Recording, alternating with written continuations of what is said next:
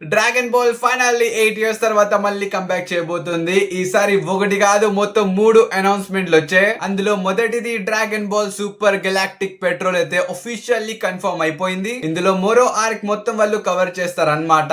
And trust me, ఈ arc అయితే one of the best arc. చాలా అంటే చాలా బాగుండబోతుంది. ఒక్కొక్క ఫైట్ సీన్స్ చూసి మీకు గూస్ బంప్స్ అయితే డెఫినెట్లీ రాబోతున్నాయి. అండ్ లిటరల్లీ వాళ్ళు ట్రీజర్ డ్రాప్ చేస్తారు. మీరు యూట్యూబ్ లో ట్రీజర్ ని కూడా చూసుకోవచ్చు. దాని యొక్క యానిమేషన్ రియల్లీ చాలా బాగుంది. మనం గోకు యొక్క ట్రాన్స్ఫర్మేషన్స్ ని కూడా ఆ ట్రీజర్ లో చూసుకోవచ్చు. కానీ కొత్త ఆర్క్ మనకి 2027 లో చూడడానికి దొరికింది అనమాట.